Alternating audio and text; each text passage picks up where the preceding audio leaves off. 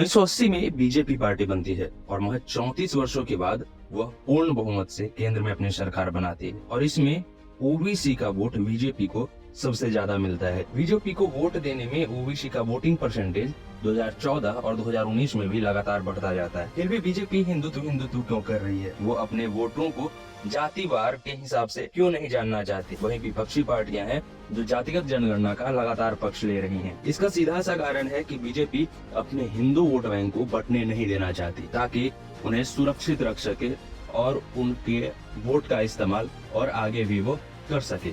लेकिन वहीं विपक्षी पार्टियां जो हैं वो चाहती हैं कि जो बीजेपी का वोट बैंक हो वो अलग अलग जातियों में टूटे और उसके बाद उसका लाभ विपक्षी पार्टियां भी ले सके।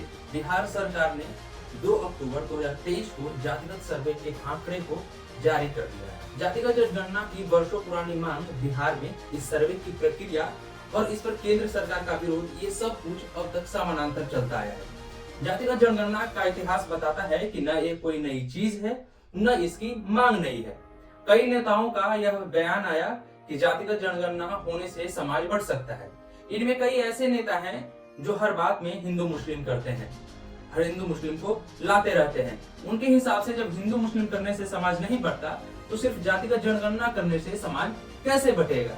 इतिहास की बात करें तो उससे पहले फटाफट हम ये जान लें कि जो गवर्नमेंट ने आंकड़े दिए हैं, बिहार सरकार ने जो आंकड़े दिए हैं, उन आंकड़ों में क्या बताया गया है।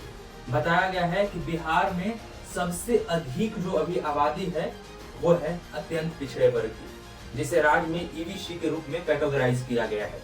इनकी आबादी लगभग 36% है। सर्वे के मुताबिक बिहार की कुल आबादी 13,07,25,000 है। इनमें बिहार के बाहर रहने वाले करीब 53,72,000 अस्थायी प्रवासी भी इसमें शामिल हैं। यानी बिहार की सीमा में रहने वाले लोगों की संख्या 12,53,00,000 है। कुल आबादी में पिछड़े वर्ग अर्थात ओबीसी की संख्या 3,54,63,000 है, यानी लगभग 27.12%। वहीं अत्यंत पिछड़े वर्ग जो है उनकी आबादी 4,70,80,000 है, जो कि लगभग 36% होती है।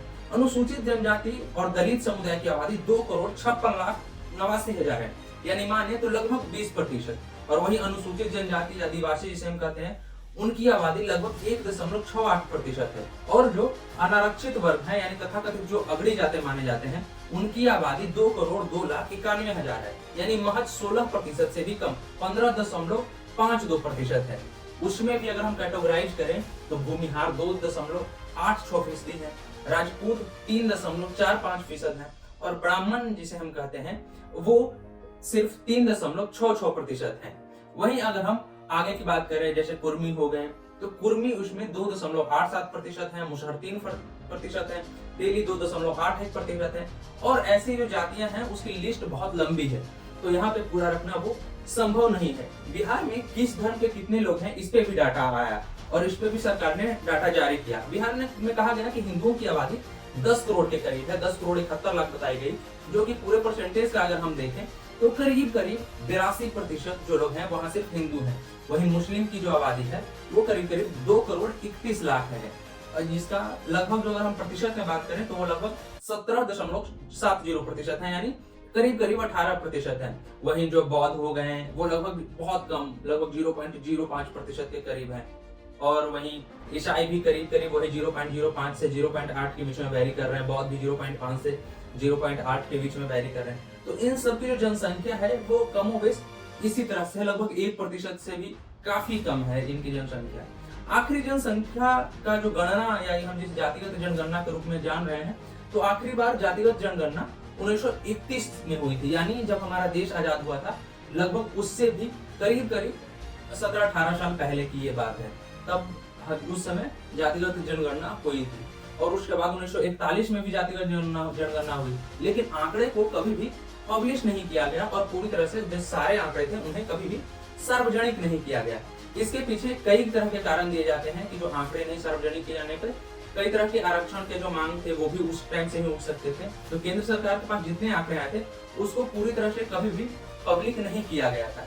इसी वजह से जब 1941 में जब जनगणना हुई थी तब उस समय जो जनगणना हो रही थी उसके कमिश्नर एम इट्स ने बताया था कि पूरे देश की जो जाति आधारित जो टेबल तैयार जो होना था वो तैयार ही नहीं हो पाई थी, जिसके कारण कहा गया था कि उस समय उतने संसाधन नहीं थे और बहुत बड़े स्तर पर यह हुआ था, तो उस तरह से वो टेबल या उस आंकड़े को पब्लिश करना पॉसिबल उस टाइम नहीं हो पाया। इसके बाद अगली जनगणना देश आजाद हो गया था, उसके बाद 1951 में हुई थी। लेकिन 1951 में जब जनगणना हुई तो 1951 में सिर्फ अनुसूचित जातियों और जनजातियों को ही गिना गया, यानी अंग्रेजों वाले जनगणना के तरीकों में बदलाव कर दिया गया। जनगणना का यही स्वरूप कमोबेश अभी तक चला आ रहा है। दूसरे शब्दों में हम ये कहें तो साल 1951 से 2011 तक हर बार जनगणना में सिर्फ अनुसूचित जाति और अनुसूचित जनजाति का डेटा दिया गया है, लेकिन ओबीसी और दूसरी जातियों का डेटा नहीं दिया गया। संविधान जैसे ही लागू हुआ उसी टाइम से एससी एसटी के लिए आरक्षण की मांग कर दी गई कि इनकी जनसंख्या इतना है तो उन्हें इतना आरक्षण मिलना चाहिए। फिर पिछड़े वर्ग की तरफ आरक्षण, फिर इसी के बाद जस्ट पिछड़े वर्ग के लिए आरक्षण की मांग जो है वो धीरे धीरे कमोबेश करके उठने लगी। लेकिन कहा गया कि उस समय कहा गया कि आखिर पिछड़े वर्ग की परिभाषा क्या हो, आखिर उनका जब उत्थान करना है तो आखिर पिछड़े वर्ग को हम कैसे डिफाइन करेंगे कि कौन सा वर्ग जो है वो वर्ग पिछड़ा वर्ग है, आखिर इसकी परिभाषा क्या हो, कैसे एक वर्ग का उत्थान हो। इसके लिए नेहरू सरकार ने 1953 में काका कालेकर आयोग बनाया था। इस आयोग ने पिछड़े वर्ग का हिसाब लगाया, जाति के आंकड़ों का आधार था जो 1931 में जनगणना हुई थी, उसी के आधार पर इसमें जितने भी जो काम किए गए वो 1931 के जनगणना के आधार पर ही काम किए गए। कालेकर आयोग के सदस्यों में इस बात पर सहमति कभी बन ही नहीं पाई कि पिछड़ेपन का आधार जातिगत होना चाहिए या आर्थिक। कुल मिलाकर यह आयोग इतिहास की मात्र एक घटना भर रहा। पिछड़ों को लेकर कोई भी नीतिगत बदलाव उस समय तक इस आयोग में तो नहीं हुआ। इसके बाद आया मंडल आयोग। हम अब आते हैं 1978 में।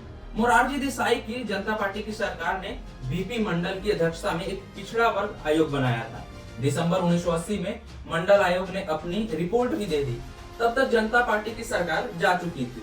मंडल आयोग ने 1931 की जनगणना के आधार पर ही ज्यादा पिछड़ी जातियों की पहचान की। कुल आबादी में 52% हिस्सेदारी पिछड़े वर्ग की मानी गई।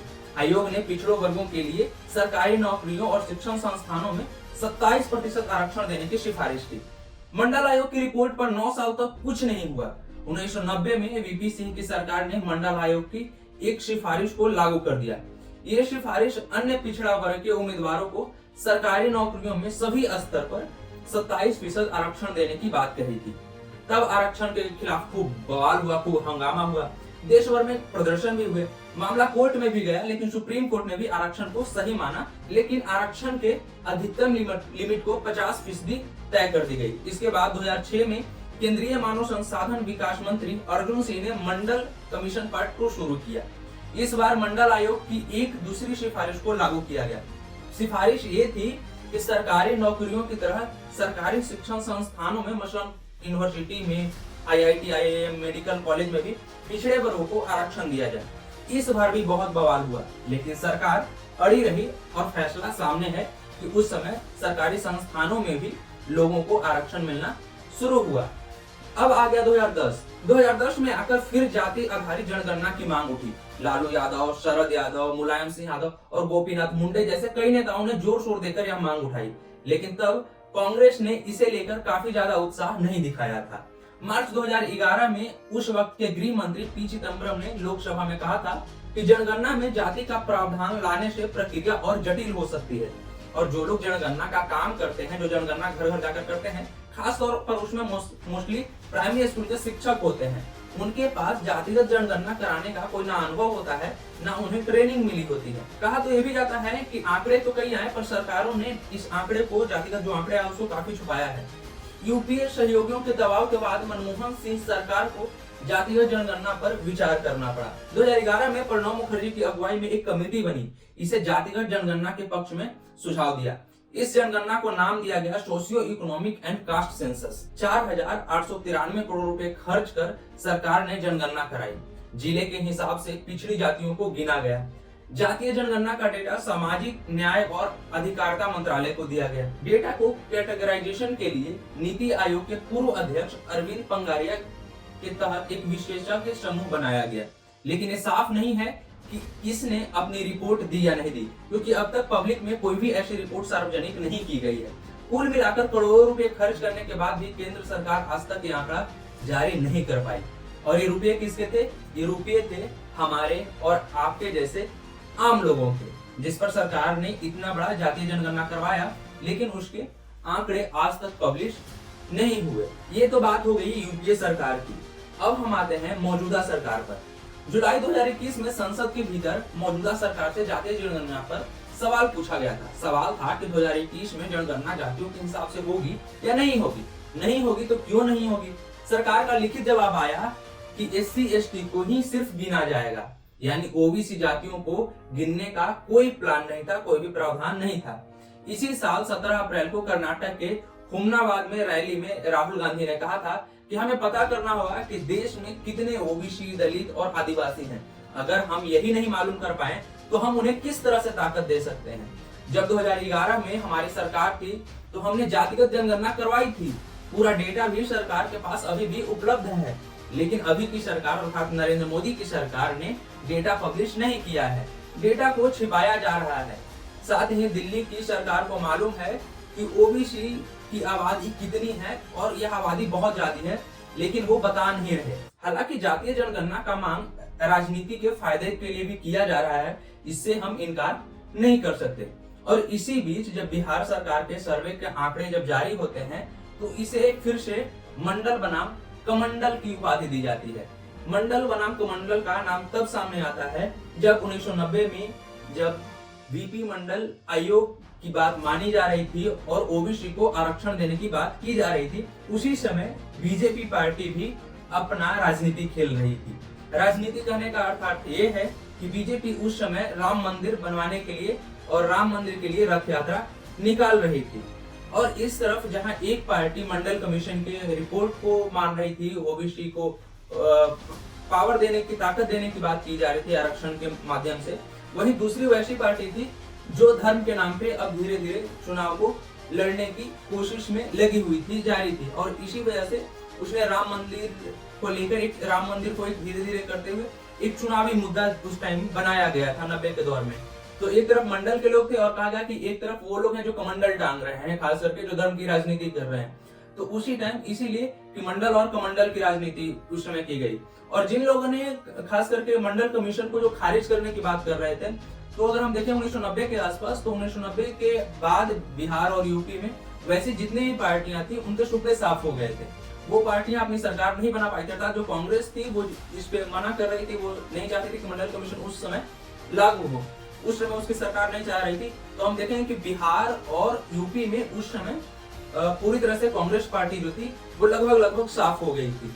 और यही नीतीश कुमार ने 2 अक्टूबर को जो जातिगत आंकड़े जारी किए हैं, उनका वो सोच रहे हैं कि हम मंडल 2.0 का उद्घाटन करें, अर्थात कि बीजेपी भी केंद्र में पार्टी है और उस हिसाब से अगर हम बीजेपी इसका विरोध कर रही है, कमोबेश अगर हम देखें तो जातिगत जो जनगणना हो रहा है बीजेपी कहीं भी इसके सपोर्ट में नहीं दिख रही है, इसके विरोध में ही दिख रही है। वहीं अगर हम नरेंद्र मोदी ने हाल ही में एक रैली में वो गए थे, उन्होंने कहा, वो इस बात पे जोर दे रहे हैं कि वो हिंदू मुस्लिम करने लगे कि हिंदू की आबादी इतनी है और मुस्लिम की आबादी इतनी है, तो क्या अब बिहार सरकार या जो इंडी अलायंस की जो सरकार है वो मुस्लिमों से अगर जनगणना के हिसाब से पावर देने की बात की जाएगी, आरक्षण देने की बात की जाएगी, तो क्या वो अल्पसंख्यकों से उनका अधिकार छीनेगी या उनके जो मांग है कुछ वो सब छीनेगी? तो दोनों पार्टियों के अपने अपने फायदे हैं इसमें। पहला आता है कि बीजेपी नीतीश कुमार जातिगत जनगणना कर रहे हैं जो कि इंडिया अलायंस के सदस्य हैं, और वहीं बीजेपी जो है वो जातिगत जनगणना नहीं करवानी चाह रही है। इसके पीछे एक बहुत सिंपल सा रीजन है कि जब 2009 का जब चुनाव हुआ था तो बीजेपी को सिर्फ 22% ओबीसी का जो पूरा वोट है उसका सिर्फ 22% ओबीसी को वोट मिला था। लेकिन वहीं अगर हम बात करें जब चुनाव होता है तो यह वोट परसेंटेज बढ़कर 44% हो जाता है, 44% से भी लगभग ज्यादा हो जाता है, जो कि लगभग दुगना है। तो अगर इस चीज पे हम बात करें तो बीजेपी ये नहीं चाह रही कि अगर वो ओबीसी के लिए काम नहीं करती है तो बीजेपी को इसके लिए सबसे बड़ा घाटा होगा, क्योंकि सबसे बड़ा उनका जो वोट बैंक है वो ओबीसी ही है। और नीतीश कुमार कहीं ना कहीं इस चक्कर में कि अगर हम जातिगत जनगणना करेंगे तो ओबीसी के भी मन में एक ख्याल है कि अगर हम ओबीसी हैं तो हमारे लिए इस सरकार ने क्या किया है, स्पेशली और जातिगत होकर हम सोचे तो उस हिसाब से कहीं ना कहीं अगर हम इस आंकड़े पे सोचे तो आगे चलकर बीजेपी को अच्छा खासा घाटा हो सकता है और इसीलिए इसे मंडल बनाम कमंडल 2.0 भी कहा जा रहा है। साथ में कई विपक्षी दलों का मानना है कि बिहार की जातिगत जनगणना के आंकड़े सार्वजनिक होने से मंडल राजनीति का एक नया दौर शुरू हो सकता है।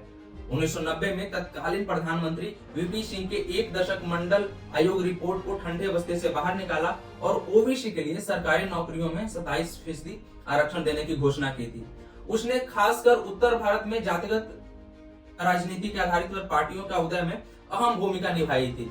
खास करके इसमें जो थे यूपी बिहार में जो लालू यादव की पार्टी हो गई, उसके बाद फिर मुलायम सिंह यादव की पार्टी हो गई। तो इस तरह से कई पार्टियां थी। खास करके इसी समय यूपी बिहार में जब 90 का दशक पार होता है तो कांग्रेस जो है पूरी तरह से गर्त में चली जाती है और अगड़ी जातियों की पार्टी माने जाने वाली जो भाजपा है ने राम मंदिर को लेकर एक पूरे धर्म को यानी हिंदू धर्म को पूरा इकट्ठा बनाया था, जिसमें हम जो सारे जाति की बात कर रहे हैं जो अनारक्षित हैं, फिर ओबीसी हैं, ईबीसी हैं और एससी एसटी हैं, तो उन सबों को मिलाकर ये चाह रहे थे कि अगर हिंदू धर्म हो जाएगा तो बीजेपी के लिए एक बड़ा वोट बैंक हो जाएगा और वहां से फिर राजनीति धीरे धीरे करते हुए शुरू हो जाती है और भाजपा जाकर हिंदुत्व का नैरेटिव शिफ्ट करती है और उसी को आगे जातियों को न रखकर हिंदू के पहचान को ऊपर रखती है ताकि उनका वोट बैंक ज्यादा हो और साथ ही अपील करती है कि हिंदू हमेशा समाहित रहे और इस तरह से करते करते बीजेपी ओबीसी का वोट बैंक हासिल कर। बिहार में जातिगत आंकड़े जारी होने के बाद विपक्षी दल अब मंडल 2.0 के साथ भाजपा का मुकाबला करने की जुगत में भी लग गए हैं। यही बात है कि कांग्रेस भी अपने पुराने रुख से पलट गई है। जो पहले देशव्यापी जातिगत जनगणना नहीं करवानी चाह रही थी, वो भी अब जातिगत जनगणना करवाने के पक्ष में है और साथ में ओबीसी को आबादी के अनुपात में, ओबीसी की जितनी आबादी है उस अनुपात में आरक्षण देने की मांग भी देश भर में कांग्रेस भी अब उठा रही है। तो आपको क्या लगता है कि जातिगत जनगणना होने से क्या सच में समाज दो या अलग अलग भागों में बंट जाएगा या बंट रहा है, या इससे अगर हम बात करें तो क्या जातिगत जनगणना जब होती है तो उससे जो पिछड़ी जातियां हैं, अति पिछड़ी जातियां हैं या जो दलित हैं, उनको कहीं ना कहीं सरकार जो योजना बनाएगी उसके लिए उन्हें कहीं ना कहीं बेनिफिट मिलेगा, उन्हें फायदा मिलेगा। इस पर आपका क्या राय है कमेंट करके जरूर बताएं। शुक्रिया।